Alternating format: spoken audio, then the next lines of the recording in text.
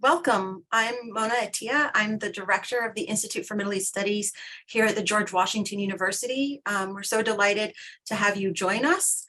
Today's panel is on protests in Iran. What's the difference this time? And it's part of the Middle East Policy Forum, which is a series that brings policy relevant issues to the general public. It was set up by Ambassador Skip Ghanim with generous funding from the ExxonMobil Foundation. And we're really delighted today to be joined by Dr. Shirin Saeidi, who's Assistant Professor of Political Science at the University of Arkansas and the Director of the King Fahd Center for Middle East Studies. She's the author of Women and the Islamic Republic, How Gendered Citizenship Conditions the Iranian State, which was published by Cambridge University Press this year. We are also joined by Dr. Norma Claire Maruzzi, who's Associate Professor of Political Science and Gender and Women's Studies, as well as an affiliate in history. And she's also the Director of the International Studies Program and Chair of the Middle East and Muslim Societies Cluster at the University of Illinois, Chicago. Dr. Maruzzi's research and teaching addresses the politics of social identity with particular emphasis on the intersection of gender, religion, and nationalism. She's currently working on a book analyzing transformations in Iranian women's lives since the 1979 revolution entitled Tied Up in Tehran, Women, Social Change, and the Politics of Daily Life. We're also joined by Sina Azadi, who's a lecturer of international affairs here at the George Washington University. And he's also a visiting scholar here at the Institute for Middle East Studies, a non-resident fellow at the Atlantic Council, and a PhD candidate in international affairs. His research interests include international security, nuclear non-proliferation, and US-Iranian relations. He's a frequent commentator in both English and Persian media, and his analysis has been featured on the Center for Strategic and International Studies, the Middle East Institute, and he's been quoted by the New York Times, Newsweek, Forbes, and Spiegel. Finally, our panel today will be moderated by our very own Dr. Shana Marshall, who's Associate Director here at the Institute for Middle East Studies and Assistant Research Professor of International Affairs at the George Washington University. She's a board member of the Middle East Report and Information Project and a non-resident fellow at the Quincy Institute for Responsible Statecraft. Her research focuses on the global arms industry, US foreign policy, and the political economies of militaries in the Middle East. I also would just like to thank the Humanitarian Initiative at the Elliott School and the Gender Equity Initiative, also at the Elliott School, for co-sponsoring this event with the Institute for Middle East Studies. And I'd also like to thank Christian Clinton and Omar, our student worker, for their help with all of the publicity. Hopefully I haven't forgotten anyone, but thank you so much for joining us. And I will now pass the floor to Shana Marshall, who will be moderating and taking all of the questions. Thank you. Thanks everyone for joining us at such an important time and an issue that is obviously very much at the front of everyone's minds, people who are involved in Middle East studies and analyzing the Middle East. So again, if you have a question, please put it in the chat. I will be monitoring the chat for those questions. First, I'd like to have an opportunity to get a sort of bird's eye view of what's going on. Sina, if you could give us a really sort of concise sense of the timeline of events around this particular protest movement and maybe what the current status is of the protest movement. Sure. Thank you, Shana.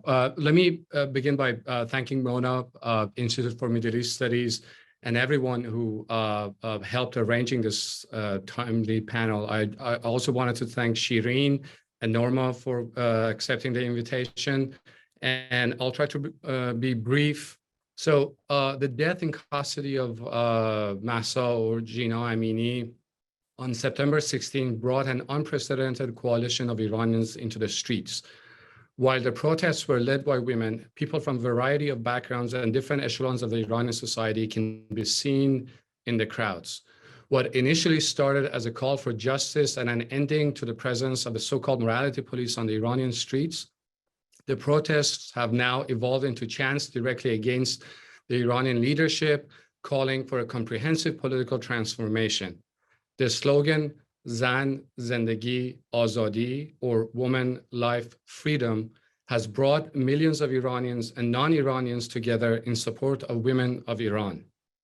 Iranians across the globe, from Berlin to Rome, Berlin and Rome to Washington and Toronto, have come to the streets expressing their support and solidarity with their compatriots inside the country, also by chanting Zan, Zendegi, Azadi. After over 45 days, the daily protests continue, and we're here to discuss what distinguishes this moment of unrest from others in the post-1979 Iran. Thanks, Sina. So it's been, as you said, 45 days, 7 weeks since the outbreak of these protests. What are the protesters asking for, right? What are their grievances? Are they making any inroads at all? They're obviously raising awareness internationally, but is there any direct engagement from the government or government representatives or government proxies thus far with the protesters on the specific grievances that have been voiced by these movements? What is the makeup of sort of the formal representatives, either of the protest movement or of intermediaries from the government? What's happening, I guess, in a sense? And the answer to that could be nothing if there's nothing coming from the government. I can take this one.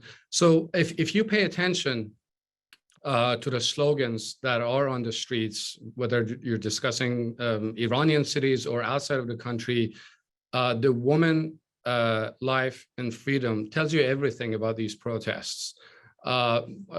Women, they want a dignified life, basic human rights, what to wear, a dignified life, if we discuss the life. Iranian people have been suffering from a number of economic issues, sanctions, the systematic corruption, the mismanagement of the economy. From 2017 to 2020, the percentage of the Iranian middle class have shrunk from in mid-40s now to 30% of the Iranian society. And this middle class is really the engine for democratization in the country. So these people are getting poorer, they want a better life, and they also want freedom, a number of freedoms that they don't have, political freedom, social freedom, the right to what they want to wear, elect the people that they want, not to be harassed by security forces, and a number of other freedoms that they're demanding. So I think that woman, life, freedom can tell you everything about what people are demanding on the streets. What has been the response from the government? It's been a mix of denials that the Mahsa Amini had a pre-existing condition. Somebody had a car accident. Somebody fell from the roof. And which means that they're actually cracking down on the people. They're killing the people on the streets, with some suggestions that we're willing to talk to you. For example, the head of the judiciary said, well, we're willing to talk to the people. Raisi, who's the president, also said that maybe in the future, there will be some reforms to the implementation of the law of hijab. But I don't think that the regime or Nizam is actually ready to engage with the society. I think that they've lost their legitimacy in a sense. So I think, unfortunately, we will see more oppression. Yeah. Maybe I can just yeah. No, go ahead, Norm. I'll be quick just to follow up a little bit. I think I think that's right. And then just maybe to add that the sort of question of sort of the state or the regime and the protesters is a narrow one, in the sense of this is a huge society, and of course elements of the state, including things like teachers and healthcare workers, whatever, are incorporated and integrated in ways that we're not getting into here. But it is clear that there's a lot of discussion, right? There is the sort of street protests and what we're watching and what our hearts go out to. There is clearly discussions going on in families, in more independent outlets. There are lots of different layers already involved in addressing these things as forward-looking questions. What do we want? What should we do? Voices, diverse voices, including religious voices and former political members of the state, calling on the current regime to meet the people's demands. I mean, the current regime is resisting that, and I think that's correct. That they are a very narrowly based. They clearly made that decision more than a decade ago to consolidate narrowly. They don't have popular legitimacy and haven't since probably 2009, so that's problematic in terms of a willingness to use violence despite these statements that, oh, we want dialogue. That is not being taken seriously, I think, by anyone outside a very closed circle. But it is clear that they're in important ways. There are other kinds of engagements with these questions outside the narrow elements of those in power and in security positions. And that's hopeful because, of course, for change really to happen, it can't simply be street protests. It's going to have to incorporate many more layers of society and elements of the population who are sympathetic but are trying to figure out where to go forward, I think. Shirin? Thank you so much. I hope I don't disrupt the flow of the discussion, but I wanted to bring up what I think is significant about this particular protest and what people are demanding. So I personally kind of see it as a revolution because of this one central, for me, I mean, I think we can define it as many Iranian women as exist and are in this world. There will be different definitions of what's happening. But for me, it was a revolution because we've had this sort of history of uprisings occurring when young men are killed by the police in the Middle East and North Africa. But there was a new article that just came out in Foreign Affairs, I don't know if it was today or yesterday, by 3 academics, including Fatima Haqiqatjou, where they point out that this is the first uprising that has occurred because a woman was killed by the police.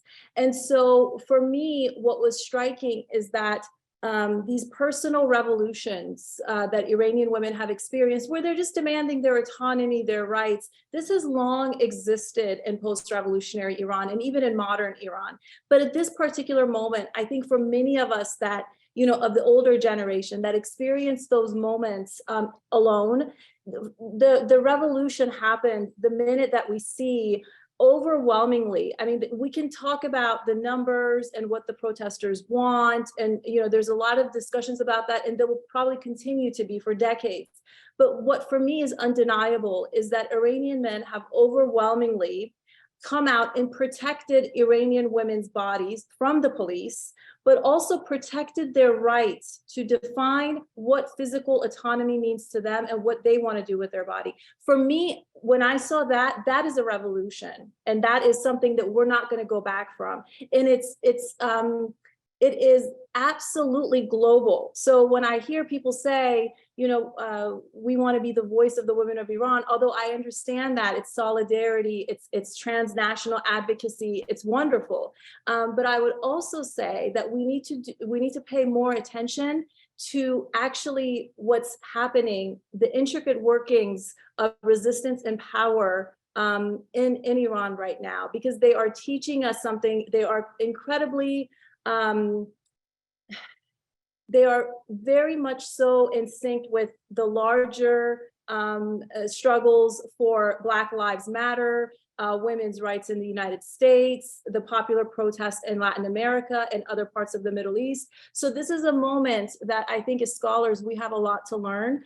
But for me, I think what the protesters want is a woman's right to have physical autonomy, which as an Iranian American, it's something that I also pursue in the US context. So it's absolutely invigorating in that sense.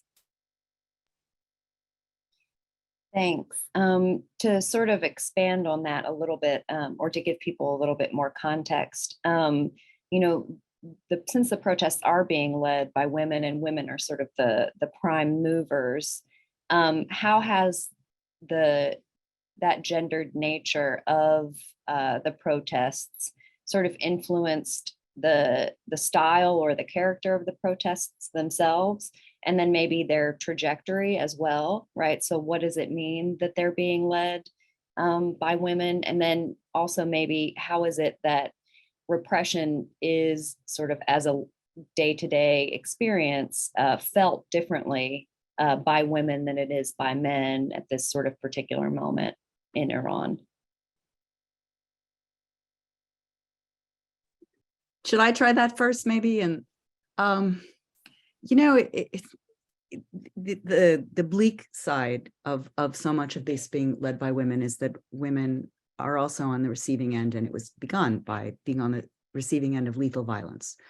That hasn't always been the case in such a dramatic way, not only with Mahsa Amini, but just recently. I mean, there's these attacks inside high schools, mostly in provincial areas, right? So part of what's going on is that the security-led violence tends to be more intense and more lethal outside of Tehran, in areas that it's assumed will get less coverage internationally, et cetera. So a little bit outside of that sort of large-scale metropolitan framework, but if anything, more lethal. So in some ways, the violence, it hasn't, maybe in that sense, I mean, this isn't so different from usual. Women had been participants since the revolution, right, have been participants in street protests and in political actions, and have been very present in the public realm. I mean, this has been the remarkable thing over the last decades. So it's, what has changed is less that they are present, they have been present, but that they are leading. And that it was initiated by the issue of a woman's death, that has been called out initially by women. Women are maintained there. It's hard to say how the response is. It does seem that the arbitrary street violence, the lethal street violence by security forces, tends to be worse on young men, I think. That may simply have to do with especially again in the street, and knowing that this is going to be filmed, et cetera. It's often young men rather than young women who are dragged away, but in more private spaces, in that sense, not under the possible surveillance of anybody's camera phone, basically. There is definitely lethal violence against women as well as other forms of violence too. So I think that the presence and the leadership and the symbolization of women as the forefront of the protests are very important, and is a huge change. But if there's also a kind of equal opportunity subjugation by the violence of the security forces too. The only thing I would add to what Norma said is that, Iranian women's participation in Iran's politics goes way beyond that. I mean, it started with, I think the first instance that I'm seeing is participation of women actually taking a very active role in the tobacco movement of 1890s. That women, the wives of Nasruddin Shah broke the shishas of the palace, really, playing a huge role in the movement. Also, in the constitutional revolution of 1906, women played a role. As Norma said, 1979 revolution, women played an active role. Middle-class, educated women who were actually benefited from the Shah's reforms turned against the Shah and aligned with Ayatollah Khomeini. And then 2009, again, you'll see women playing an active role. But as Norma said, and everybody agrees, that this time around, women are taking lead in what's happening right now. Shirin? I will just go ahead and jump in. To go off of what Sina was just saying, so Val Muqaddam has a new book out published by Cambridge University Press, I think this year, and I highly recommend it because in the book she studies the Arab uprising, not with a gendered lens, not just looking at women's rights and women's mobilization, but how women are an independent factor. Most of the time when we study social movements or revolutions, we are interested to know how women participate participated, if they participated, and what happened afterwards. And what I've learned from Val is that in states, in authoritarian states, where state feminism in some form emerges, there is, so you have state feminism, and then of course you have the organized women's movement, you have the non-movement movement. And so there's a lot of discussion now. Did the feminists get it wrong the last 40 years? Did we miss something? I would say no. If you study the scholarship together, you can see how there has been this real movement between state feminism and women that are organized in feminist movements. You know, there's problems with that from both ends, but this is something that Iran experienced. And it is in those situations that you see quite often women leading the uprising and the movements. And also another finding that Val talks about is that when they come out of these uprisings, women who have a history of activism in their countries also tend to make greater gains than those who do not. And so I think it's important to keep that context in mind. In that sense, women in Iran have been very active on many different levels since the early 1900s. I would argue that they have actually been at the forefront of every progressive movement that has existed. So for those of us that study, this topic, it's not that surprising. But your question about what women bring to this movement, I think is a really important one. Joy James talks about the captive maternal. And I really recommend that people who are interested in motherhood and revolutions take a look at that work.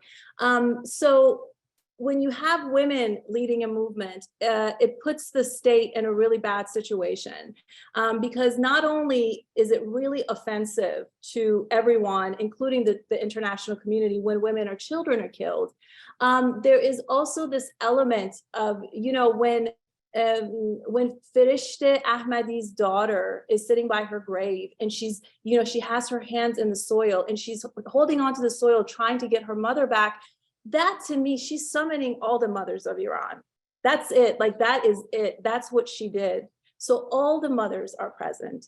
And so that's, this is very difficult for a state. Unfortunately, I think the leadership, or at least part of the leadership in Iran, is really mistaken because it's, when you activate that motherhood in women and when they see these images, there really is no way to move on without addressing it. Or when young girls at the university say, we don't want to go back to class, we want our nikah and matza back.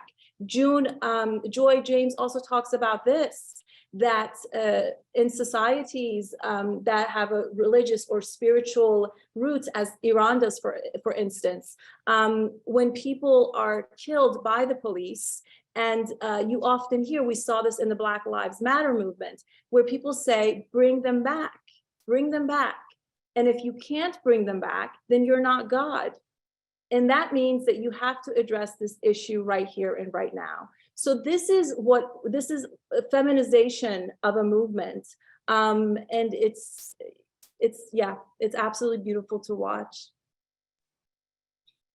That's great. Thank you. That norm that we're talking about, even if it's very qualified and conditional, against striking or beating a woman in public, at least, and that hesitation, does that create space, right, for the movement itself to expand more quickly, or to remain in the streets longer, or to grow in a way that it doesn't when it's led primarily by men, right? Is it more likely that a movement that has featured women so prominently is going to be more successful in an evolutionary sense in pushing the boundaries over a longer period of time?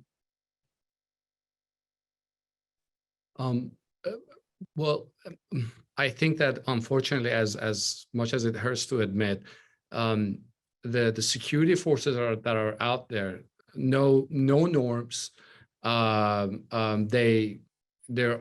the streets in the name of fighting for an Islamic government, but show, unconscionable violence on the streets. Just recently, I think it was last night, that apparently there's a new approach or tactic that security forces are using, and that's through imposing fear. The security forces in not uniformed security forces, they had gone to Ekbatan complex, shouting, yelling that to protect the state, we will even kill our own wives or daughters, our own women. They've used the word namus, which is usually in the context refers to the wife, daughter. So I think that they know no limits in how much violence they're willing to use.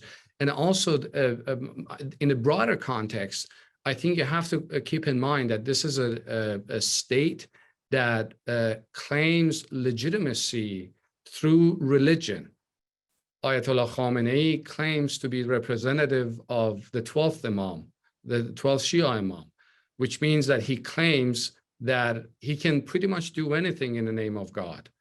So unfortunately, I don't see any limits to the amount of violence that these guys are willing to use. And also, and I'll stop here. Look, in 1979, when the Iranian Revolution happened, Iran had very good relations with the United States, with the Western world, and the Shah of Iran was trying to maintain a certain level of relationship with the West. And I mean, when the time came, he just left the country for the West. But these guys have no problem using violence. For one, they have no place to go. They can't take refuge in Canada or the United States. And also the fact that they don't mind United States condemning the use of violence. So I think that going back to my first sentence, I don't think that the security forces of the regime knows any limit to amount of force that they can use. So it's maybe more existential than for this current sort of narrowly. I believe so. Yeah, unfortunately, I think for them, it's a matter of an existential threat that, they can't go anywhere. Some of them are under sanctions officially. They can't go anywhere. The West will not simply be a home for them in the future. I would add a little bit of maybe a slightly different perspective, and I totally agree on that. That they don't they're on the bad terms with many other governments, including most of their neighbors, the region, et cetera. Never mind just the West, but the other side is, I think it again important to think about this. This is there are to some extent practical limits about violence. This is a very narrowly based regime in terms of its popular legitimacy in society, and has been and made that choice already a number of years ago, has tried to consolidate on that by using fear, by using pressure, by using domination. That's all very clear. But at the same time, for any regime, let alone one that's been under global sanctions essentially for most of its existence, that's a cost in terms of just the ability to maintain a military state, the ability to keep a functioning society. And it's clear that there has been some commitment all the way through by the broad state, and by that I mean including healthcare and but frontline healthcare workers, which interestingly enough were part of what was actually pushed by women at the beginning after the revolution. But there has been some sort of negotiation that has been going on for decades, since the beginning of the Islamic State, the Islamic Republic, by society pushing back against an exclusive, very narrow Islamic vision and imposition, a very orthodox Shia imposition, et cetera. And society in various forms has pushed against that. So that even now, I mean, the imposition of state-mandated hijab, part of what the issue was apparently is with Mahsa Amini was an attempt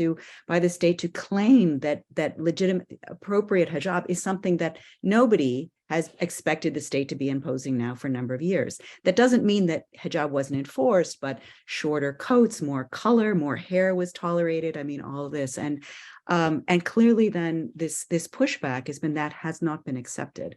So I agree that there are not norms against violence by the security apparatus, formal and informal, but there has always been a kind of in any state, a limit to how far it's possible to go. How much can and for how long can you absolutely by force exclusively dominate a population? This was true already in the 2000s with earlier uprisings at smaller scale levels, where there were apparently discussions within the state. We can crush X number of cities for X number of days, but we can't crush all of them indefinitely. So I would say it's very hard to know where this is going. And it depends. People are still in the streets. The norms about hijab have already changed in the streets for ordinary people. Ordinary people are going out without it, and not as protests, but just that seems to have changed. It's very hard to imagine it going completely back, even if elements of the state try to reimpose that. But how long this will stay a street protest, how much it will grow or gain more coherence in terms of further demands, how much the state might splinter, we don't know at this point. And I think we don't necessarily know, but also we don't know where this will go.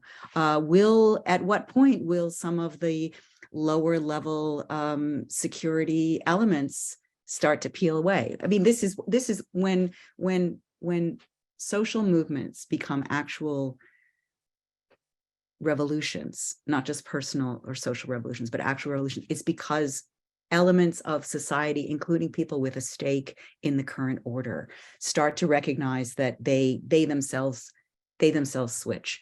As was mentioned, that as Shirin mentioned, that that middle-class educated women who benefited under the Shah with the revolution realized that no, they pulled their support and their loyalty, and sometimes supported Khomeini, but sometimes supported the left and the Marxists and others. I mean, it was a very broad grouping, which is what tends to be true of a revolution that actually succeeds in not just a sort of shift at the very top level, which sometimes gets called a revolution elsewhere, but Iran had a true bottom-up grassroots revolution, a major epic-defining revolution in 1978 and 79. How this movement will continue, to the extent that it will or will not, how the state will continue its force, or other parts may start to recognize what kind of accommodations, I think we don't know. It will depend on the incredible bravery, the endurance, and the resilience of those who are now in the streets, as well as others supporting them, and more and more possible support, as well as the calculations that are going on internally. And I think that is it's an ongoing question in a positive way, but also a frightening way. If I may just add one thing, in the reference to 1978 and 1979 came. Look, when the storm arrived in 1978, the Iranian army and the Imperial Guard, which were in charge of protecting the monarchy, they simply defected, and they did not protect the state against the revolution. Now, I think this time around, the current regime has learned the lesson of 1978, and they've been throwing all the benefits, financial, all sort of services that they can provide to the security forces, especially the IRGC, which is in charge of protecting the revolution. And ironically, it's interesting that under the sanctions, IRGC is benefiting the most.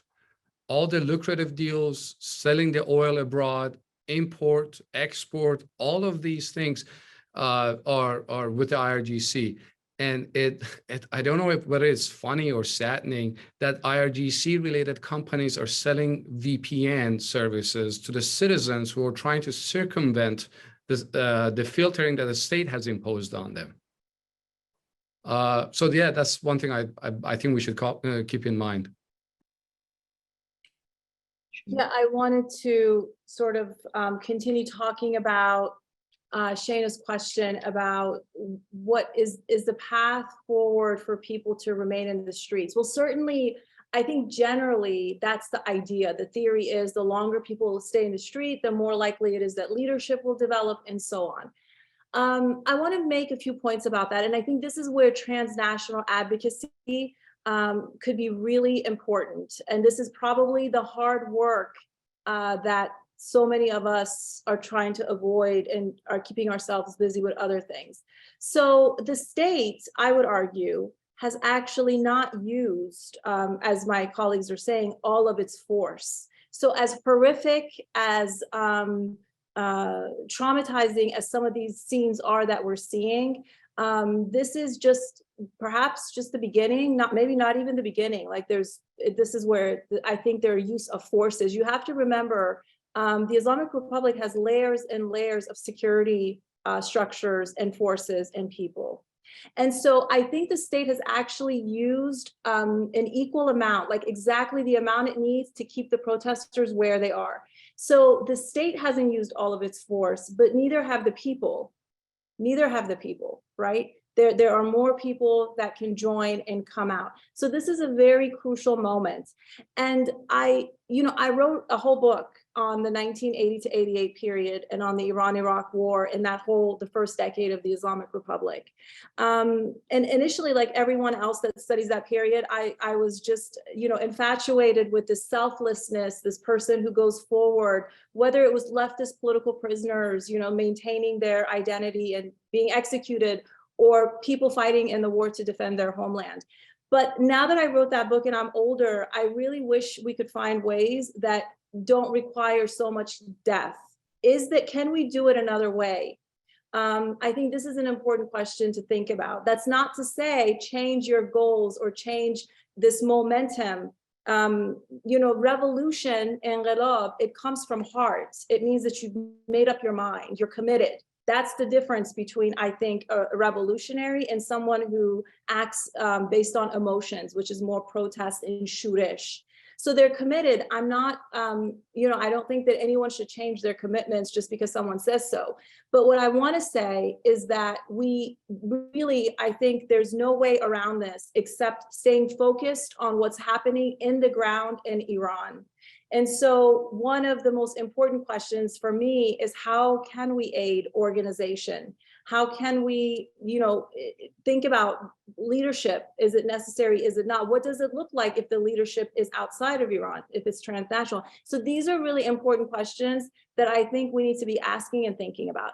Now, I want to go back to a phrase, again, Joy Janes mentioned this, and it always stayed with me. So, and this is a critique of a lot of, I think, academic feminist scholarship, which, in some ways it has influenced and is really present in this moment.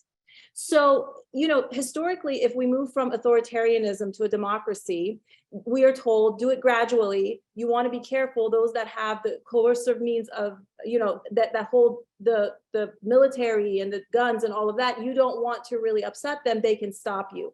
So if that is not what people are interested in, the protesters, let me rephrase, I don't want to speak for all the people, the protesters, if they're not interested in that sort of cautious movement, then my next question is this: how are you going to get through a state that has made it very clear to you it's not going to let you pass?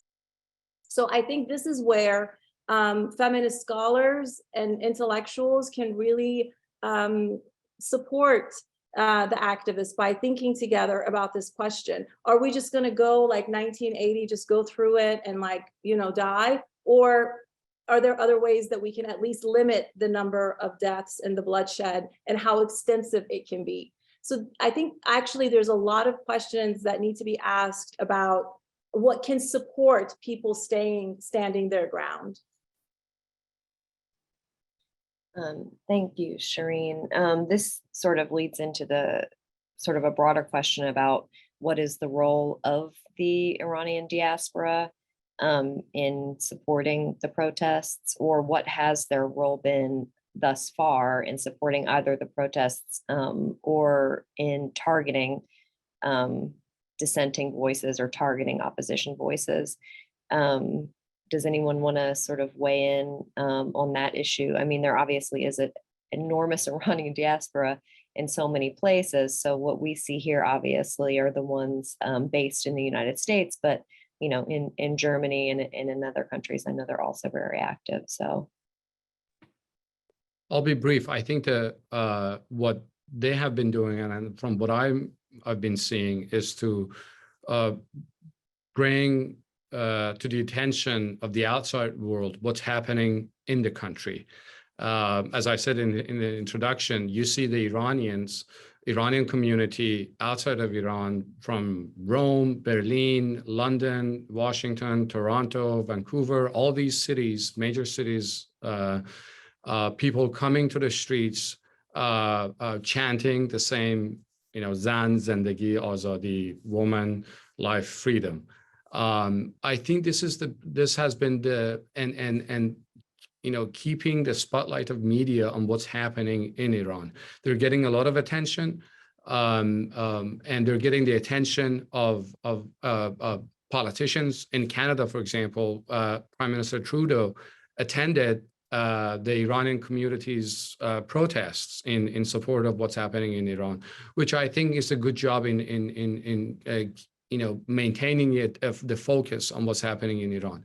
That's what I think is playing a huge role on what's happening in Iran.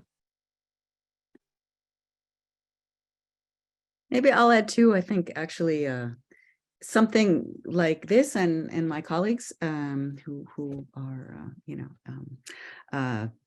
Iranian Americans and here this is actually really important in terms of both the diaspora and those of us who have had closer relations as researchers, et cetera, with Iran, to be helping to provide information. So part of it is the spotlight, but part of it is information, because as I'm sure many of us who work in the universities have noticed with talking with our students and trying to sponsor these kinds of educational events, and well-intentioned students being so grateful because they don't know, and it's hard to know. Yesterday I had a student who's from Ukraine and was already in the US studying, but his family has now been able to come, and it's a lucky story, but it's an incredibly heartbreaking story as well. And he told me he was so interested by we did a small teach-in as well in locally, and he said, well, all I knew about Iran is that they're an ally of Russia. They supply drones, so I was really against them, right? But that's all I knew. And then hearing more about the society, the people, the aspirations, that was so important for him. So I think that not just the diaspora, but those of us with deep connections, and so many have, it's important to try to get information and then to try to be as accurate as possible, right? And to provide both that historical perspective on things, and that kind of the distance that we have, inevitably the distance of being outside. So the distance being outside is both heart-wrenching, watching what's going on inside, and so many are torn by such deep emotions, but without being able to be there and participate there, that also can lead to a kind of even intensified emotionalism, which is often the case for any diaspora. And so I think that it's so important to both be highlighting what's going on, to be trying to provide information, and at the same time to respect that it's the people on the streets, it's the organizers in Iran, right, who are actually, it's Iran and Iranians have to make this, right? We've had, unfortunately, an awful lot of history in the 20th century, and now we're in the 21st, about outside interference in Iranian politics, often at the direct expense of democratization, right, and popular sovereignty. So keeping that in mind about trying to be incredibly supportive about this movement, this popular movement in Iran, but also letting it be an Iranian movement, I think is really important. Okay. No, go ahead, Shanna, go ahead. If you have something to add to that question, go ahead. Yeah, I just wanted to add that I agree with my colleagues. I think this is a very exciting moment, but I want to stress something. Everything is still, this is politics in real time. It's really difficult for us to say, what is the role of the diaspora? Because, even if we look back to a month ago, and the people who, perhaps there was some people that saw themselves as leaders of the movement, but they were not, they were asked not to speak in Berlin. And so there's a shifting, I think, of figures, there's a shifting of politics. There's also a lot of diversity, I think, among the Iranian diaspora, and that has to be taken seriously, the same way that there's diversity among protesters in Iran. And so I would say it's a very exciting time, and we just have to be careful and cautious in how we engage with one another, because I think the process of democracy is just as important as the potential outcome that may or may not manifest. And I wanted to add one more thing. So as a student of African American studies who studied Black politics since I was an undergrad, it's kind of it's a beautiful moment to see Iranian activists explicitly drawing on the Black liberation to kind of contextualize and explain themselves. But I would call for more in-depth engagement with that literature.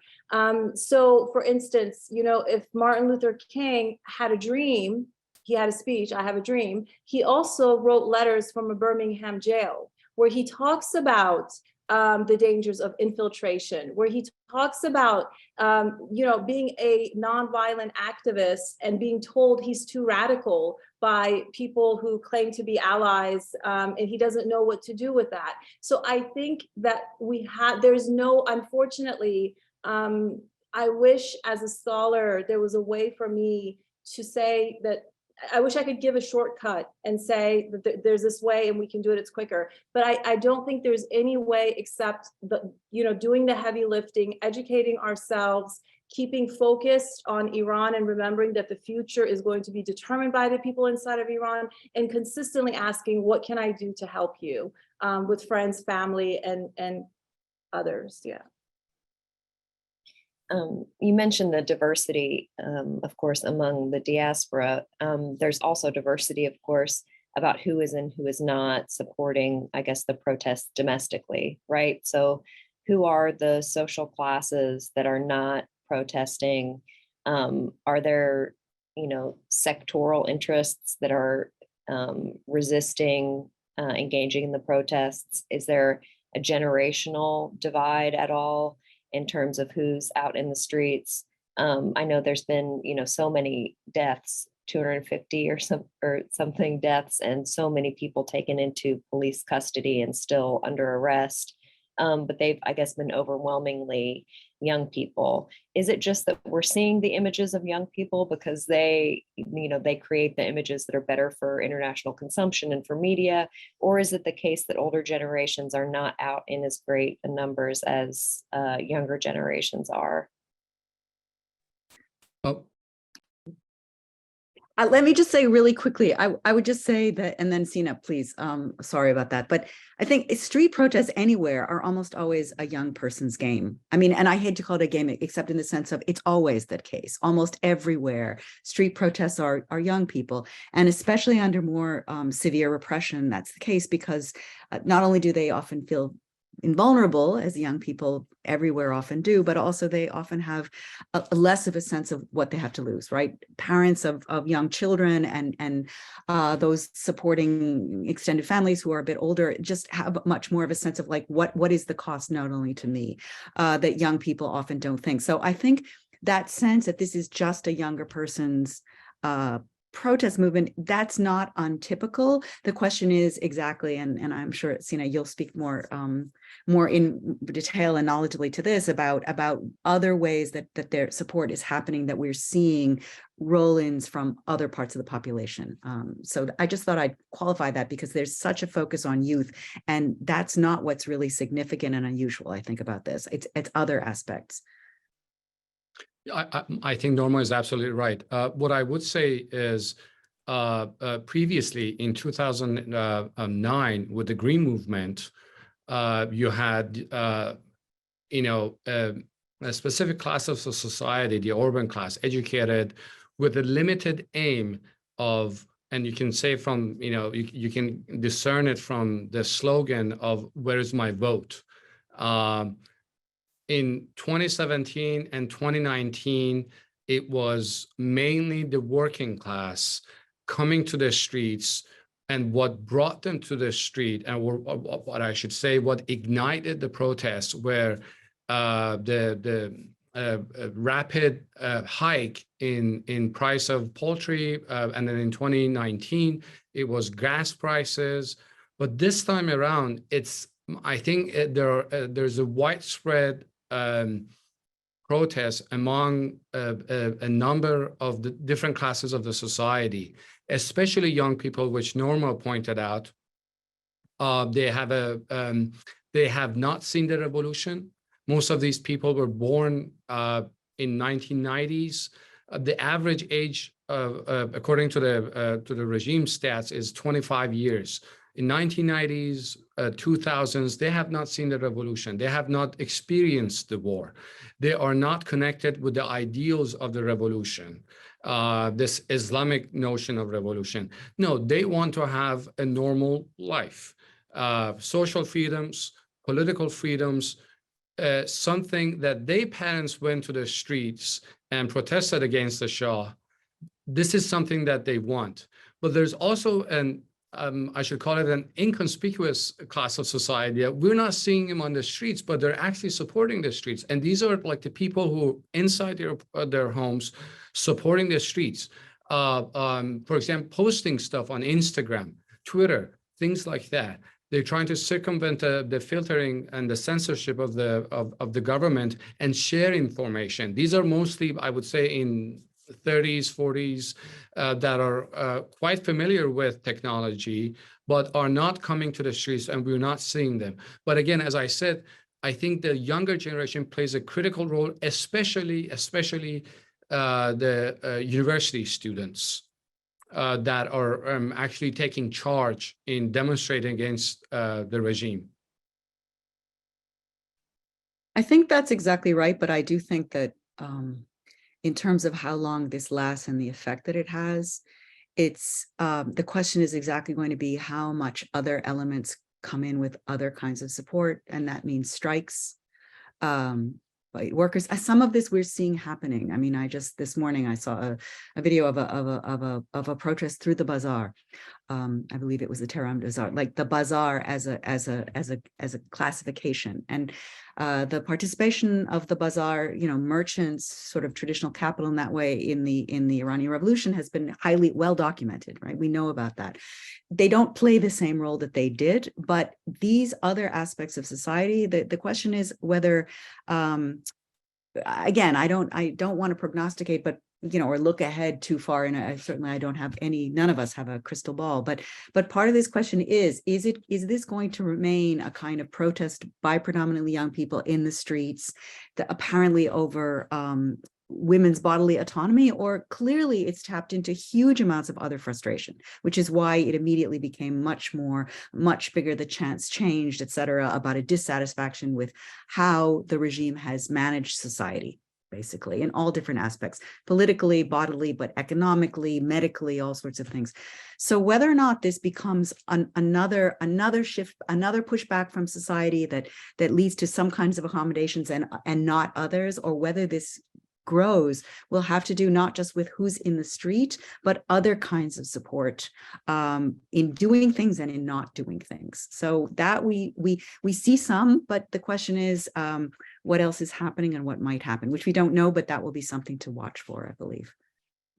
If I may add something really quick to that, in 1978 and 1979, there was a good inflow of money to the country. Mosques were financially independent. So the people who went on strikes were financially supported by the mosque and the networks that these mosques had. But this time around, well, first of all, the country is under tremendous economic pressure. There is not much money coming to the country, and mosques, who played a significant role back then, cannot play this supporting rule anymore because they're no longer independent of the state. So, and the worker who wants to go on a strike, he or she needs to also think about how to feed their family, and they're already under a tremendous amount of pressure. So I think one reason we're not seeing strikes on a widespread scale is the fact that these people need to feed their family.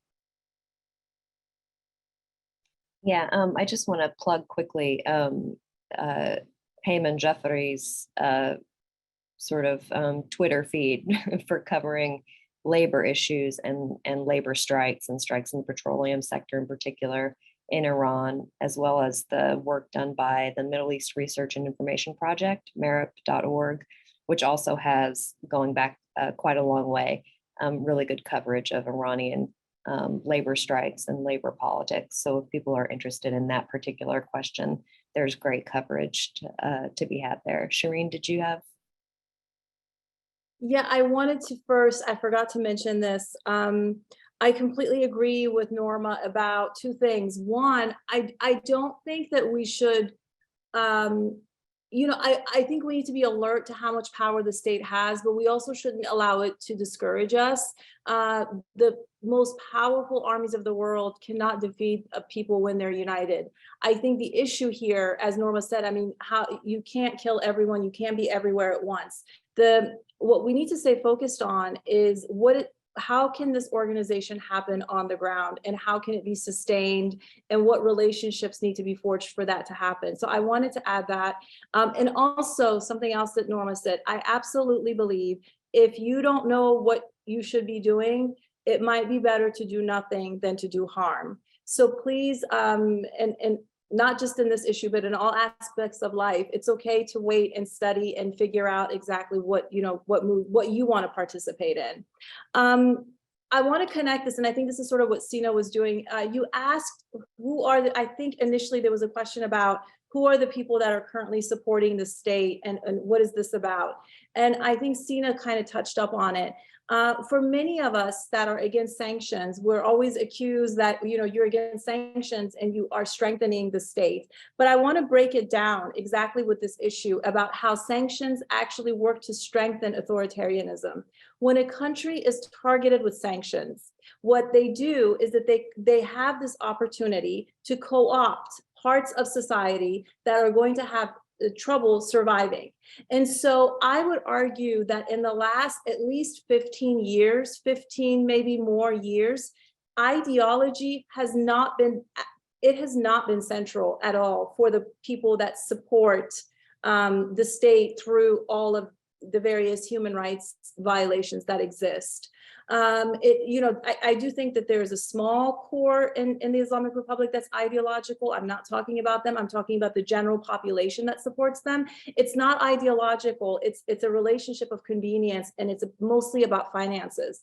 And that is a direct outcome of the sanction. And so what happens is that the state is able to, as they've been doing, say, look, we have this population that is standing with us, even though we all know, I mean, we can kind of make an educated guess that those people have the same grievances as everyone else. And in fact, you don't need to make an educated guess. You can read my work and the work of many other people who exactly show this point. So what they do is they can co-opt this population and they split the opposition.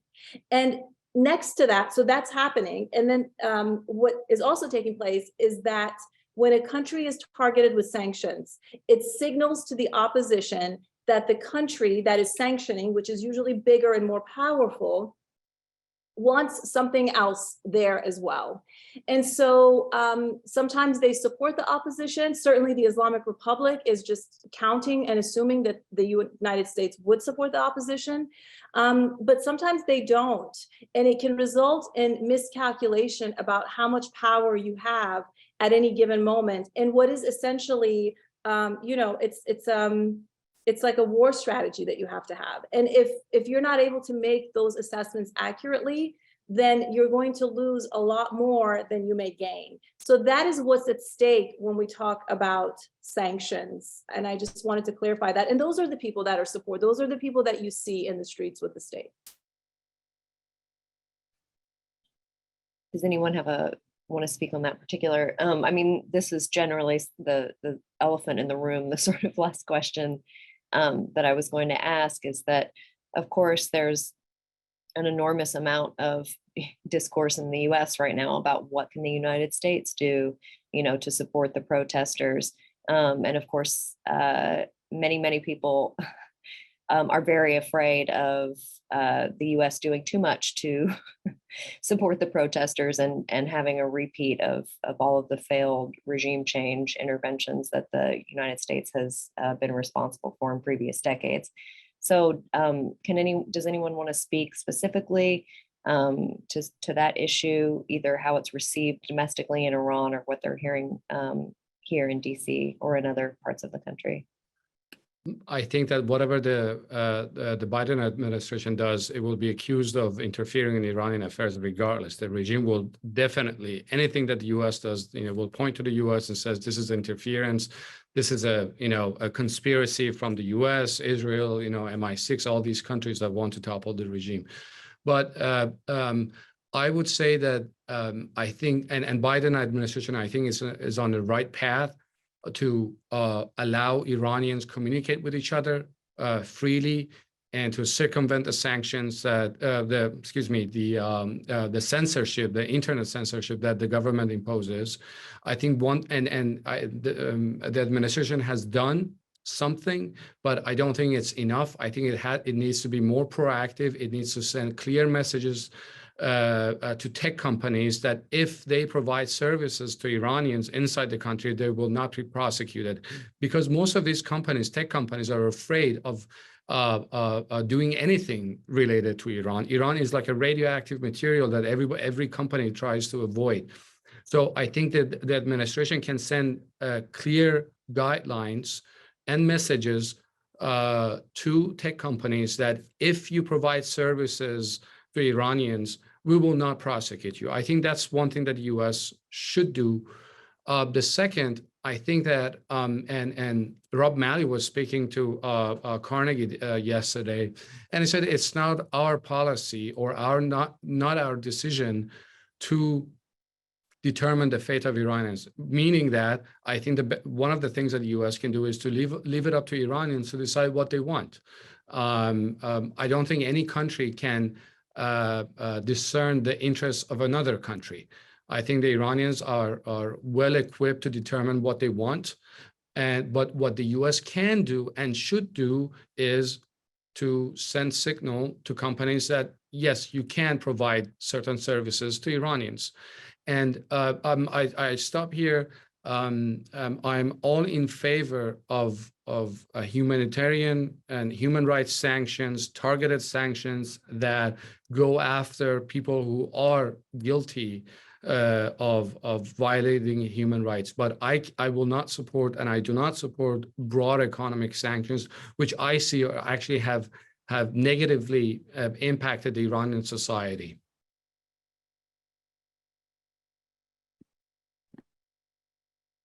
If nobody else has a follow-up, there was a question that we received in the chat just about some recommendations and some resources where individuals can find reliable information about what's going on in Iran, specifically news sources, but also scholarship that can be used in the classroom, because obviously students are asking our faculty and faculty everywhere to sort of interpret these events for them and give them context.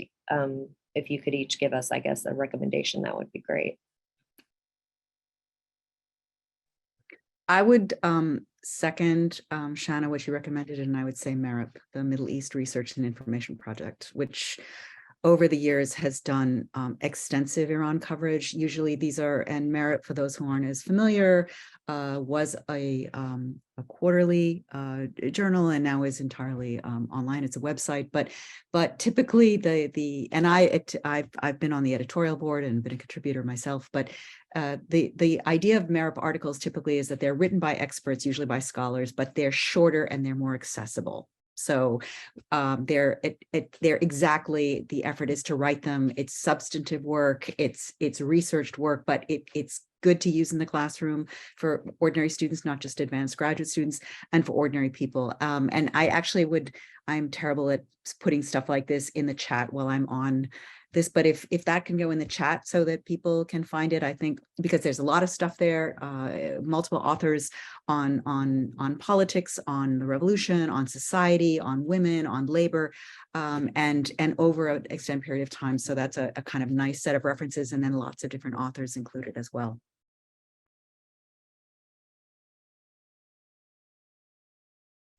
Yeah, I agree with all of that. I would make two suggestions. One is that I follow Mark Lynch everywhere that it's possible, and he offers wonderful reading lists that are really insightful and comprehensive. So I would say if you're at GW, you certainly can find access to that material easily, but he's also active on social media.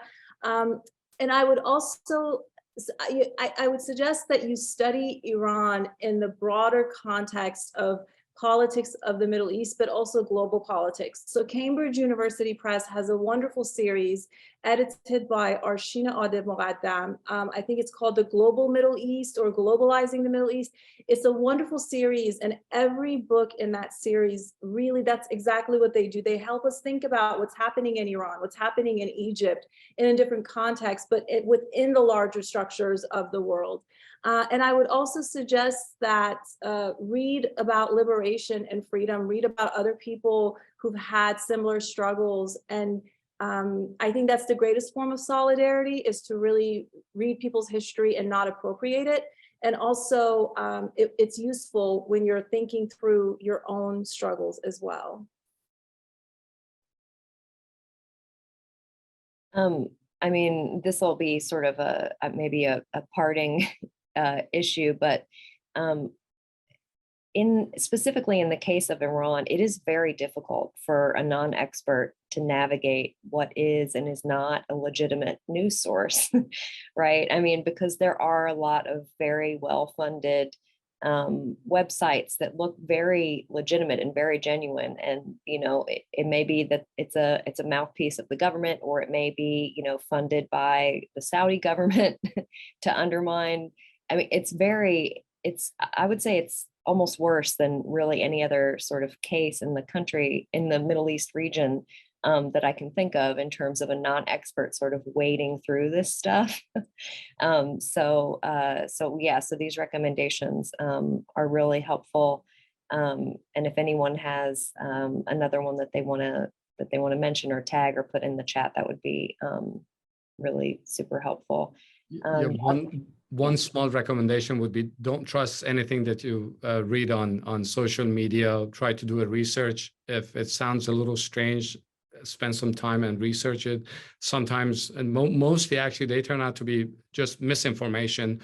Someone putting it perhaps with no malign intentions at all, but they just want to participate in and doing something, but they're actually hurting other people by dispersing false information over social media. Can I add something to that? So I agree with all of that, of course, but I think that a lot of, these days are bringing about a lot of emotions and trauma.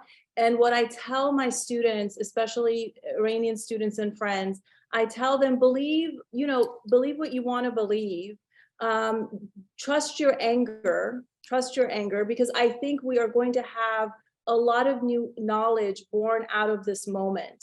So trust your anger and articulate what it is that you disagree with, and pursue that thought and develop those ideas in an intellectual and coherent way, grounded in activist experiences, activist knowledge, but also other sources and forms of information. I strongly believe that you should not dismiss those feelings that you have, however uncomfortable they are for you and for others. Although I agree with Sina, please don't harm people. It's really mean. Okay, thanks so much, everyone. I'm putting in the chat here our website for upcoming events. I just want to plug our next event, which will be on November 10th. We will host Hisham Salem from Stanford University. He will be talking about his new book on Egypt, Classless Politics, Islamist Movements, the Left, and Authoritarian Legacies in Egypt. And Mona Atiyah will be our discussant for that event. It will be in person here at the Elliott School. And thank you so much to our three guests for taking the time today to talk about this topic, such an important and timely issue. And hopefully we'll have you all back, and we'll be talking about the successes of this movement and reforms and changes that are coming in Iran. Thank you everyone so much for attending, and we will see you next time.